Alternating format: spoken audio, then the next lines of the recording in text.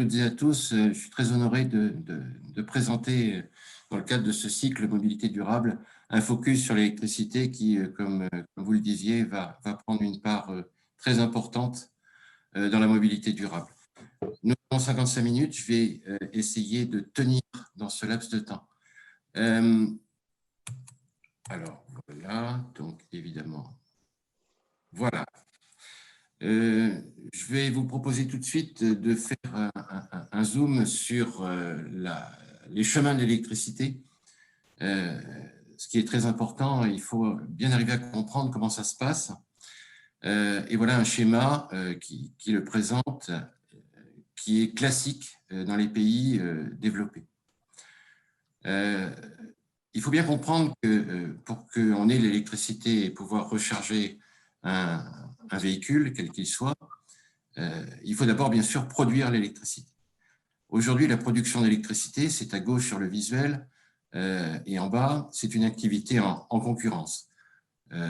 On connaît tous l'opérateur historique, le producteur historique EDF, mais il n'y a pas qu'EDF.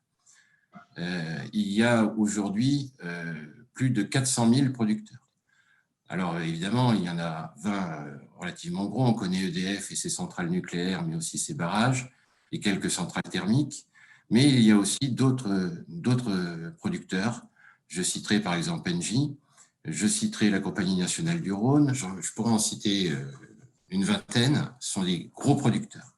Mais il y a aussi plus de 399 900 petits producteurs. C'est votre voisin qui a des panneaux photovoltaïques ou des producteurs dits aussi décentralisés comme ceux qui ont des éoliennes, donc des fonds de pension, des fonds d'investissement, qui vont produire de l'électricité.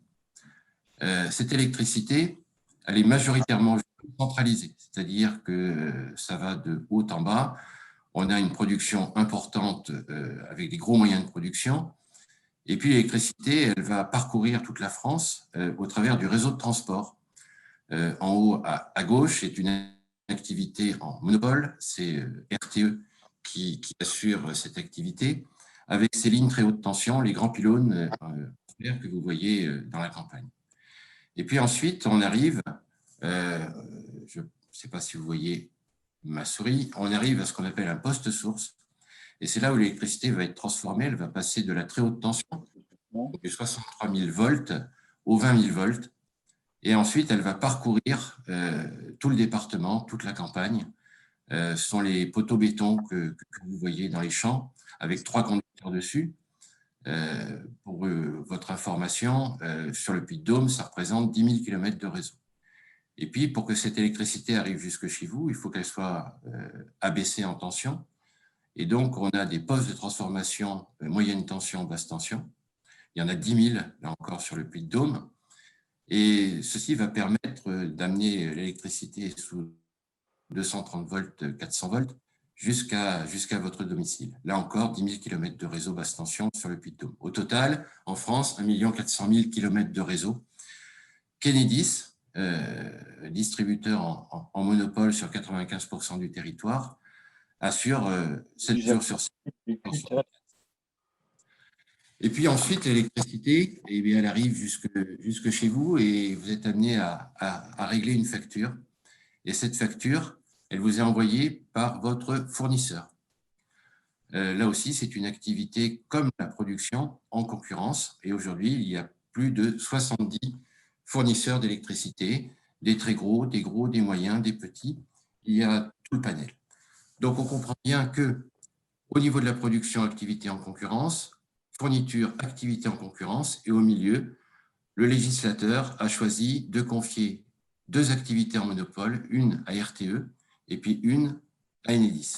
Donc Enedis, nous, on ne vend rien, on ne vend pas d'électrons, c'est le fournisseur qui vend des électrons, on ne vend pas de bornes, on ne vend pas de voitures électriques, on ne vend pas de panneaux photovoltaïques, on ne vend pas d'éoliennes, on est là pour maintenir et exploiter le réseau de distribution. Quelque chose de très important, c'est de regarder quelle est l'évolution de la consommation d'électricité en France. Je vous ai fait un petit schéma qui présente cette évolution de la consommation depuis le premier choc pétrolier en 1973. Alors, l'échelle en abscisse n'est pas linéaire, elle est logarithmique. On voit que la consommation d'électricité a augmenté jusque dans les années 2008. Et puis 2008, la crise économique. Et là, on voit qu'on est totalement flat depuis 2008.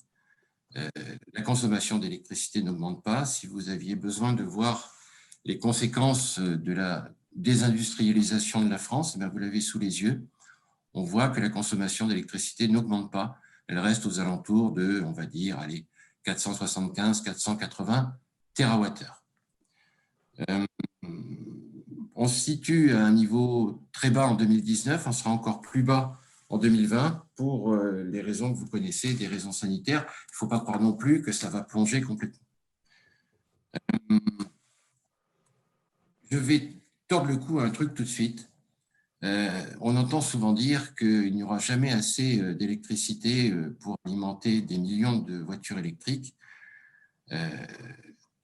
1 million de voitures électriques, je parle de 100% élec, hein, je ne parle pas des hybrides rechargeables, mais 100% élec, 1 million de voitures électriques, ça consomme 2 TWh par an. Ce qui veut donc dire qu'on n'est même pas à l'épaisseur du trait. Donc, si on imagine 10 millions de véhicules électriques en 2030, on sera à 20 TWh, c'est significatif, mais ça ne pose pas de souci en termes de production. D'autant plus que là, vous n'avez que la consommation sur cette courbe.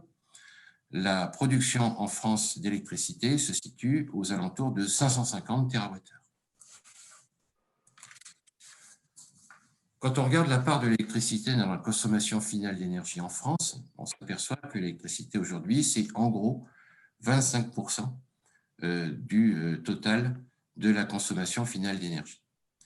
Ce qui est encore prépondérant, c'est bien sûr la consommation de pétrole, à près de 40%, puis le gaz, et enfin le reste, hein, tout ce qui est charbon, qui représente vraiment plus grand-chose et qui le représentera de moins en moins. Les réseaux de chauffage urbain, les énergies renouvelables thermiques. Alors, bien sûr, vous aurez les visuels. Je vous ai indiqué qu'est-ce qu'on entendait par énergie renouvelable thermique, donc que ce soit le bois, la géothermie ou le solaire thermique. Je vous ai également indiqué par des flèches vertes ou des flèches rouges quelles étaient les tendances. On voit que l'électricité, tout à droite, elle représente une part de plus en plus importante. Le pétrole, de moins en moins. Si la flèche est verte, c'est que c'est bon pour limiter les gaz à effet de serre. Le gaz augmente un tout petit peu. Le gaz émet des gaz à effet de serre. On verra tout à l'heure un peu plus de détails, moins que le pétrole, mais quand même. Si je zoome sur la production d'électricité maintenant, sur la France, et je suis en 2019.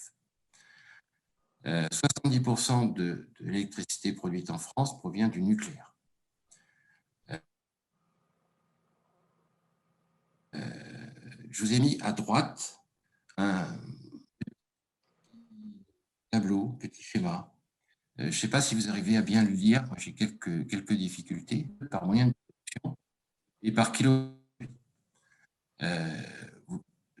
Ce petit schéma est extrait de l'usine Nouvelle. On en trouve beaucoup dans la littérature. Alors, il varie de quelques grammes de CO2 par kilowattheure. Vous pourrez en trouver d'autres, là aussi dans la littérature, qui ne vous donneront pas tout à fait les mêmes chiffres, mais les ordres de grandeur sont là. Donc, quand on regarde le nucléaire, on est à peu près à une dizaine de grammes de CO2 de kilowattheure, dizaine de grammes de CO2 par kilowattheure produit. Donc, c'est assez peu, et notamment quand on le compare aux énergies thermiques fossiles. Tout de suite, quelque chose de très important. Le nucléaire représente donc 70% de la production en France.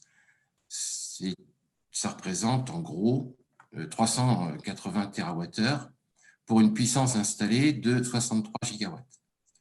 Il ne faut jamais confondre la puissance et l'énergie, puisque en fait, quand vous voulez trouver l'énergie, vous allez prendre la puissance, donc les 63 gigawatts, que vous allez multiplier par 365 jours et par 24 heures, et il faut rajouter un coefficient de disponibilité. Le coefficient de disponibilité du nucléaire, c'est 0,85, ce n'est pas 1. Effectivement, on est amené à arrêter les centrales, ne serait-ce que pour assurer leur maintenance ou le changement du combustible. Donc, une centrale nucléaire, elle tourne à plein régime, à pleine puissance, 85% du temps. Si on regarde le rapport entre la puissance, les 63 gigawatts installés, et l'énergie produite, les 380 TWh, en gros, vous multipliez la puissance par 6. Il est important que vous reteniez ce chiffre parce que vous allez voir que quand on va comparer les différentes sources d'énergie, vous verrez que ce coefficient il va varier de manière très importante. Si je continue dans le sens des aiguilles d'une montre, j'arrive sur l'hydraulique, qui est une énergie renouvelable, qui représente à peu près 10% de la production d'électricité. Vous voyez que la puissance installée est de 25 gigawatts. Là, ça n'aurait pas de sens de comparer l'énergie produite et la puissance, puisqu'en fait, l'hydraulique est certes pilotable. On peut, en agissant en gros sur un levier, produire de l'électricité depuis un barrage, sauf qu'il faut qu'il y ait de l'eau dans le barrage, et donc on dépend de la météo. Donc, il ne suffit pas, entre guillemets, d'avoir une énergie, j'allais dire combustible, même si c'est de l'eau, pour faire cette comparaison. Hydraulique qui émet très peu de CO2, on voit sur le petit schéma 7 grammes de CO2 produit, par kilowattheure produit.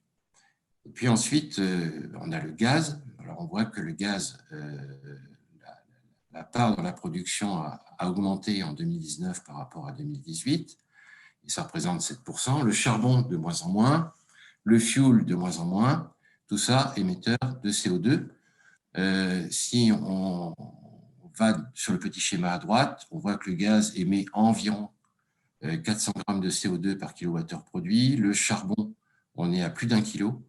Et puis le fuel, là je vois que c'est marqué TAC, je préfère dire que le fuel émet 630 grammes à peu près de CO2 par kilowattheure produit.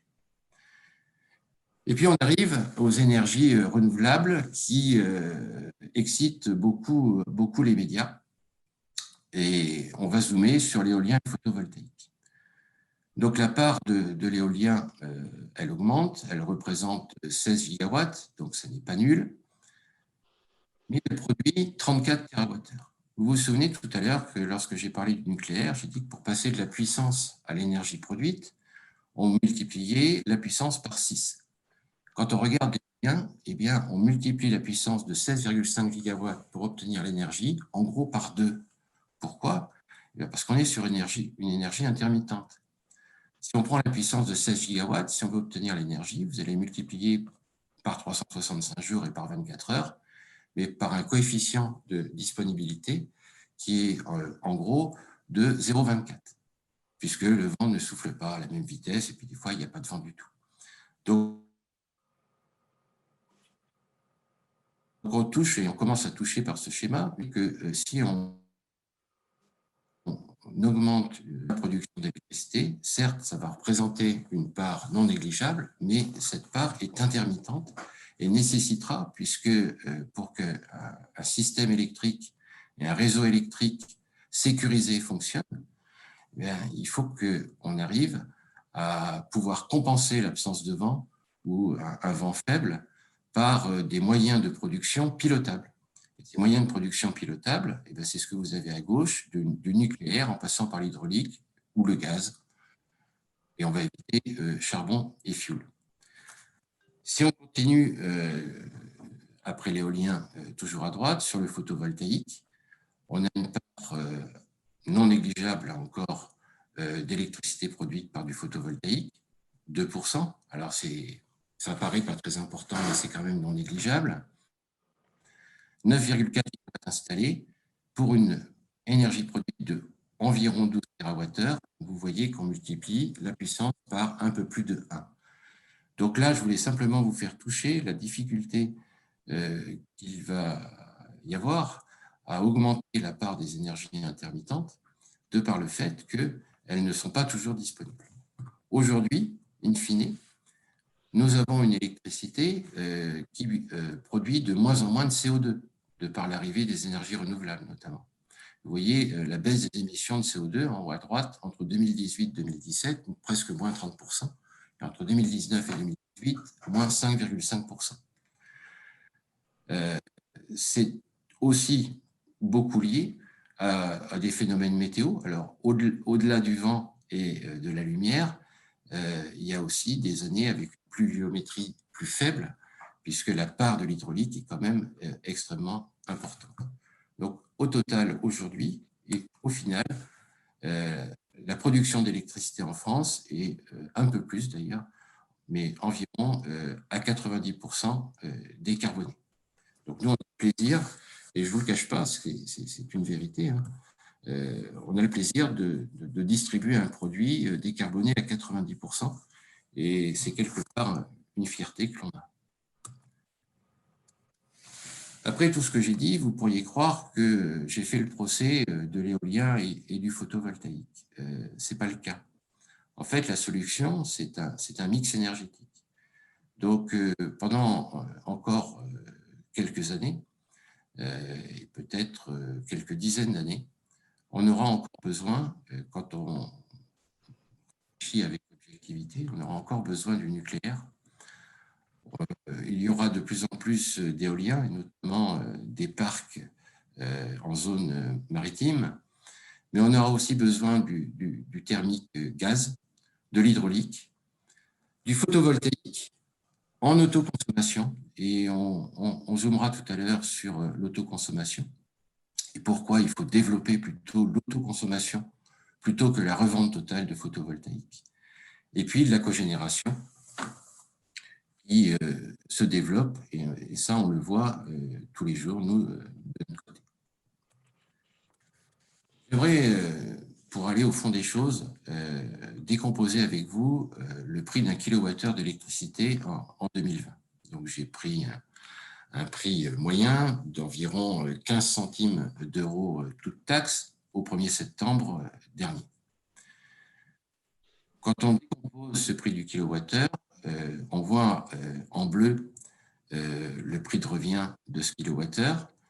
De haut en bas, vous voyez qu'il y a un tiers de ce coût qui va au producteur, un tiers de ce coût qui va à la fois au transporteur et au distributeur, et puis un tiers de ce coût, en gros, qui va au fournisseur.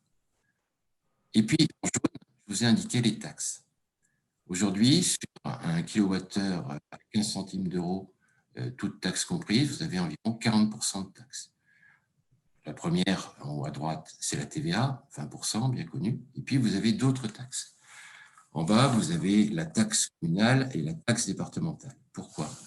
Parce que le réseau de distribution, donc la partie 20 000 volts, les postes moyenne tension, basse tension, et puis le réseau basse tension, n'appartient pas à Enedis, ni au groupe EDF. Ce réseau appartient aux collectivités locales. Si je vous prends, elles se sont regroupées au sein d'un syndicat, le syndicat intercommunal d'électricité et de gaz, qui a de la maîtrise d'ouvrage, c'est-à-dire qui construit des réseaux, notamment des réseaux basse tension en zone rurale. Pour être alimenté en fonds, vous avez une taxe, donc la taxe communale, qui va tomber dans l'escarcelle de ce syndicat. Vous avez une taxe départementale qui va aller au conseil départemental. Dans la majorité des départements en France, cette taxe départementale est reversée au syndicat d'électrification. Il y a aussi une partie qui est remise au syndicat par Enedis, mais je ne rentre pas dans le détail parce que ça nous emmènerait trop loin. Et puis, vous avez un machin qui s'appelle la CSPE, la contribution au service public de l'électricité, qui représente 15% du prix TTC du kilowattheure. Donc, un montant qui n'est pas nul. J'aimerais zoomer avec vous sur cette taxe, cette CSPE. C'est le visuel le plus désagréable que je vais vous présenter, puisqu'il est plein de mots et de lettres, et peu de schémas. En fait, cette contribution au service public de l'électricité, elle va permettre de compenser les surcoûts associés aux politiques de soutien aux énergies renouvelables et à la cogénération, puisqu'aujourd'hui, les énergies renouvelables sont subventionnées. Donc, ce surcoût, il va être compensé en partie par cette CSPE. Là, on est au niveau des investissements. Et puis, il y a aussi une subvention qui est accordée, on va dire, en dépenses d'exploitation, sur l'obligation d'achat de l'électricité d'origine renouvelable. Jusqu'il y a encore quelques mois, pour dire un an ou deux, la majorité des personnes qui revendaient de l'électricité produite par du photovoltaïque ou de l'éolien le faisaient dans le cadre de l'obligation d'achat. Le législateur avait donné comme mission au groupe EDF de racheter l'électricité produite et de la payer à ses producteurs d'électricité. Quand on regarde dans le détail, mais je ne vais pas trop rentrer dans le détail parce que là aussi ça nous emmènerait très loin, en général ce sont des contrats qui étaient établis sur une vingtaine d'années. EDF récupérait la CSPE, la mettait dans un panier et la redistribuait à ses producteurs. La Cour des comptes, il y a 2 ans, a estimé que le montant qui serait à redistribuer dans le cadre de cette obligation d'achat à l'horizon 2035 représente 140 milliards d'euros. Je dis bien 140 milliards d'euros, ce qui est beaucoup, évidemment. Cette CSPE ne sert pas qu'à ça, elle sert aussi, et c'est quelque part l'honneur de la République, à faire ce qu'on appelle la péréquation tarifaire, c'est-à-dire que vous soyez en métropole ou dans les territoires d'outre-mer et les départements d'outre-mer, que ce soit la Corse, Saint-Pierre-et-Miquelon, et j'en passe, les Français peuvent payer le même prix de l'électricité. C'est la péréquation tarifaire. Pourquoi? Parce que, bien évidemment, il est plus facile, entre guillemets, de distribuer de l'électricité en ville, puisque la densité de population fait que les réseaux sont moins longs, que dans des zones extrêmement rurales ou isolées. Et si on faisait payer le prix au coût de revient, ce serait beaucoup plus cher pour ces systèmes électriques que l'on appelle insulaires. Et puis, cette CSPE, c'est d'ailleurs pour ça, avec la péréquation tarifaire qu'elle avait été créée il y a une vingtaine d'années, c'est aussi pour aider les gens qui ont des difficultés à payer leur facture d'électricité. Ce sont les dispositifs d'aide aux personnes démunies. Aujourd'hui, ça se traduit par le chèque énergie. Et eux, en fait, je vous ai mis sur ce schéma son augmentation. On voit qu'en 2002, elle représentait 3 € par mégawattheure et qu'aujourd'hui, et depuis 2016, elle a été plafonnée à environ 23 € par mégawattheure. Alors, pourquoi une telle augmentation de 650%? Alors, évidemment, et hélas, on pourrait se dire que c'est parce qu'il y a de plus en plus de clients démunis. Il faut savoir qu'en France, on compte environ 8 millions de foyers qui ont des difficultés pour payer leurs factures d'électricité.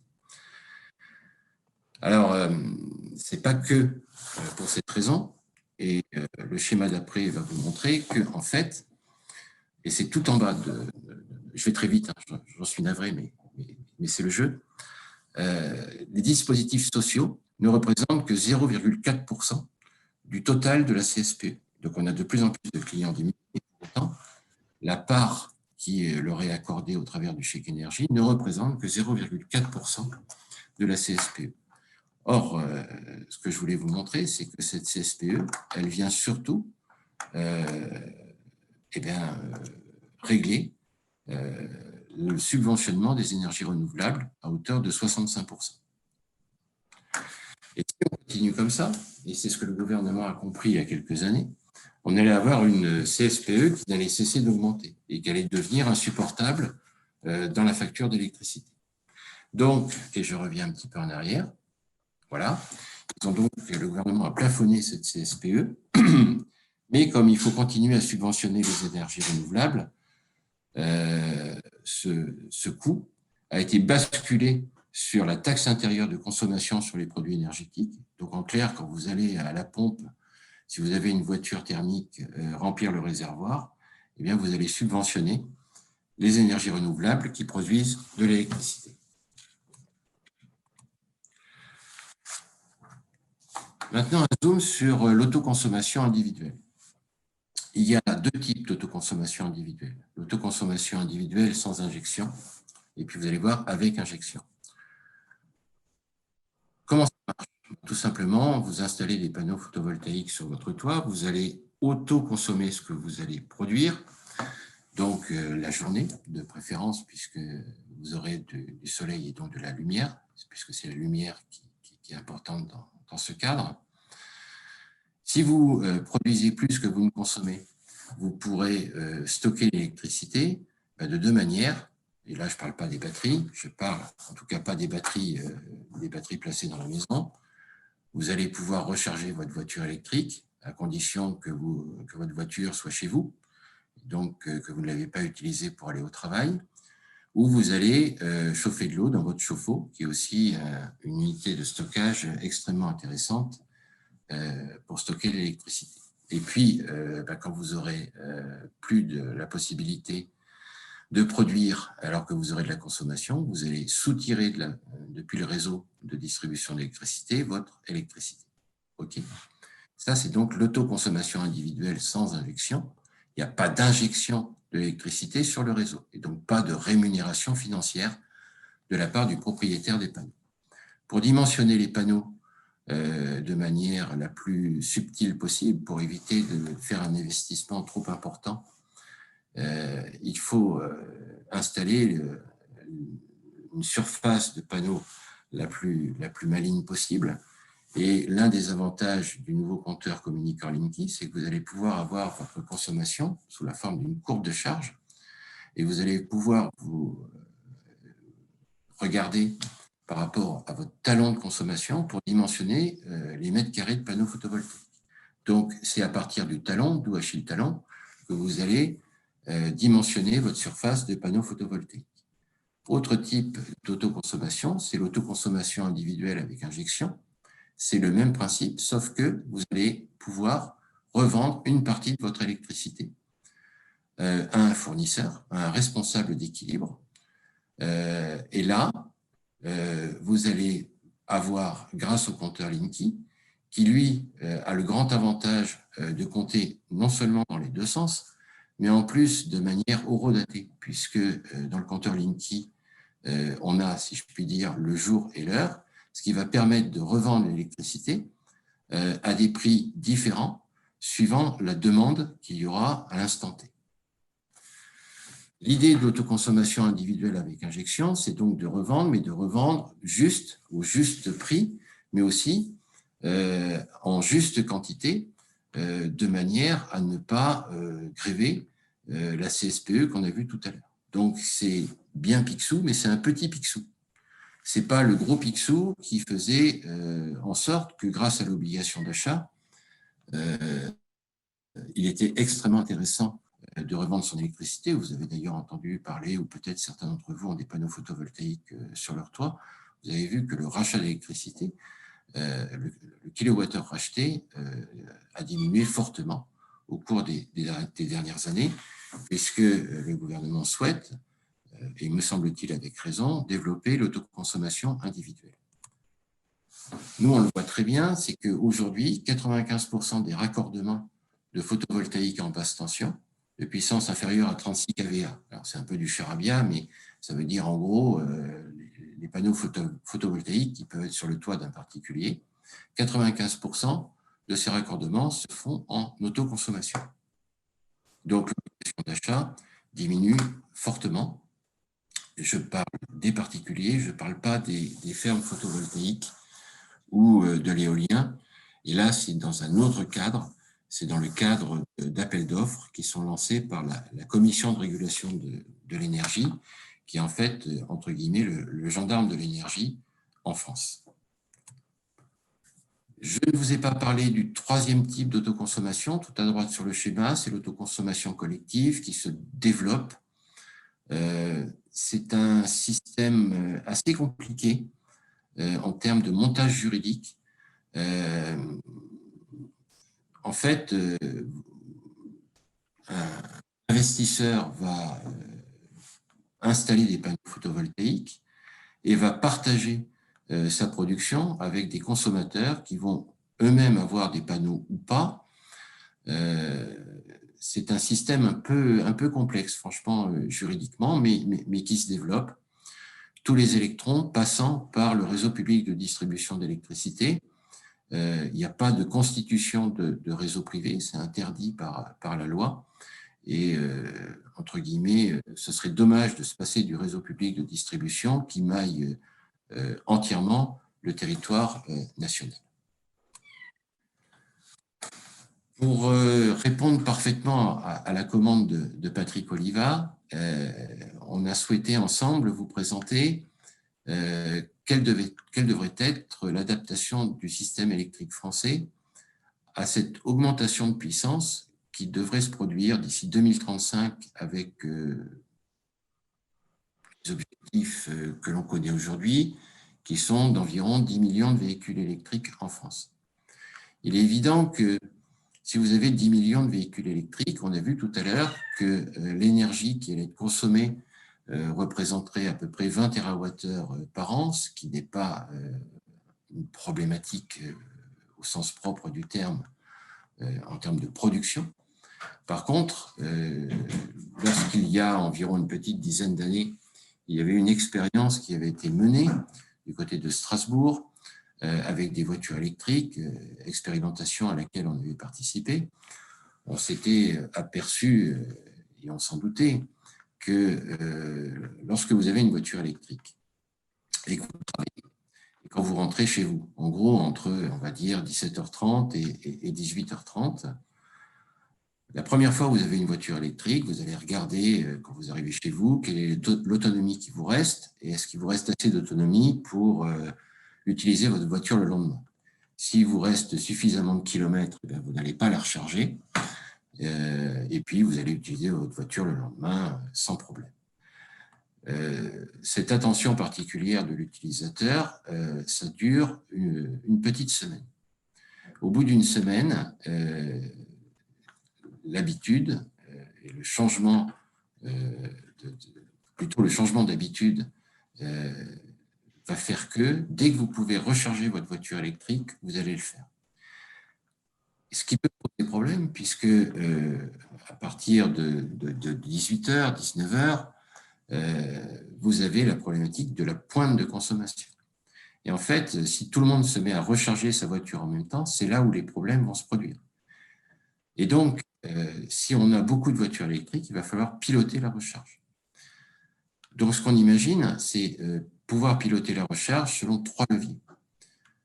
Le premier levier, c'est le décalage dans le temps. C'est de faire en sorte que même si vous branchez la prise sur votre voiture, eh bien, la recharge se passe à un moment différé. Le deuxième levier, c'est le réglage de la puissance, c'est-à-dire avoir une recharge avec une modulation de puissance en fonction de l'heure. Et puis le troisième levier, ça va être le pilotage, et notamment au travers de l'autoconsommation que j'ai décrite tout à l'heure. Si on regarde dans le détail le décalage dans le temps, ben évidemment, vous avez un prix de l'électricité qui est en vert, qui va en fait contraindre l'utilisateur à décaler dans le temps sa recharge. Alors évidemment, ce sera un décalage entre guillemets automatique. Sur les voitures électriques comme sur celles que j'ai, vous avez sur le tableau de bord la possibilité de programmer la recharge à une heure différée. Mais ça peut être aussi au travers d'un contrat que vous avez avec un fournisseur d'électricité et ce pilotage peut se faire aussi au travers du compteur communicant. Donc ce pilotage par la recharge, c'est un décalage temporel, simplement. Et vous avez tout en bas, vous voyez, en abscisse, heure creuse, heure pleine, heure creuse. Les heures creuses, c'est le système historique qui avait été mis en place il y a environ 40 ans par EDF. Un simple relais en amont du compteur faisait en sorte que vous payez moins cher les heures creuses. Alors, sur une plage fixe, en gros, on va prendre un exemple, entre, on va dire, minuit et 6 heures du matin, l'électricité était moins chère. Mais c'était tout le temps entre minuit et 6 heures du matin. 365 jours par an. Là, l'idée, c'est, grâce au compteur Linky qui est horodaté, c'est d'avoir des plages beaucoup plus fines. Tout en bas, à gauche, vous avez un schéma qui vous présente,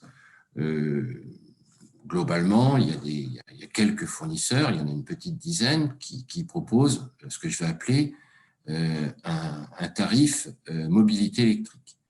Vous avez donc en fait un prix en bleu ciel du kilowattheure, on va dire en horaire normal. Et puis vous avez des heures super creuses. Vous voyez, par exemple, lundi, mardi, mercredi, jeudi, le soir, vous allez avoir des heures super creuses qui vont vous permettre de recharger votre voiture électrique à un coût beaucoup plus bas, environ 30% moins cher. Et puis, vous aurez des heures le week-end. Donc, vous voyez, vous avez finalement 3 prix du kilowattheure. Vous n'en avez pas 2 comme avant, où vous aviez simplement heure pleine, heure creuse. Vous allez avoir 3 prix du kilowattheure différents, avec des heures week-end, par exemple, en vert, tout en sachant que, bien évidemment, les électrons qui vont aller dans la voiture électrique, ce sont les mêmes que ceux qui vont aller dans le téléviseur ou dans le congélateur, et qu'il n'y aura pas de distinction au travers du compteur. Autre possibilité, c'est le réglage de puissance. En fait, c'est pour coordonner sur un même site, par exemple une maison ou voire un immeuble, la puissance de recharge avec la puissance totale appelée par le site. En fait, il va y avoir modulation de puissance. Ça va éviter notamment une augmentation de l'abonnement de la part du particulier. Alors, je vous le dis tout de suite, quand on regarde dans le détail les particuliers qui ont acquis un véhicule électrique, est-ce qu'ils ont été amenés à augmenter la puissance souscrite? La réponse est non. Entre 85 et 90% des gens qui ont une voiture électrique, et 100% élec, n'ont pas fait une demande d'augmentation de puissance. Pour autant, l'énergie embarquée dans les voitures électriques ayant tendance à augmenter et la volonté des particuliers d'avoir une voiture, alors là aussi on est dans les changements d'habitude, on peut être amené à avoir des demandes d'augmentation d'abonnement qui vont croître, ce qui pourrait poser problème, notamment parce qu'on devrait renforcer le réseau de distribution d'électricité, ce qui serait des coûts pour l'ensemble de la collectivité. Je passe rapidement pour laisser la place aux questions. J'essaye d'aller le plus vite possible et c'est le dernier visuel. Le pilotage, dans le cadre d'une autoconsommation photovoltaïque, l'idée étant d'utiliser son installation d'autoconsommation pour recharger le véhicule électrique. On l'a vu tout à l'heure, utiliser les batteries pour finalement stocker, alors qu'elle n'est pas consommée, c'est la stocker dans la voiture ou la stocker dans le ballon d'eau chaude, je rappelle, qui est un des moyens les plus choux pour stocker l'électricité. Voilà, j'ai été très très vite. J'espère que vous me pardonnerez. Il reste quelques minutes si vous avez des questions.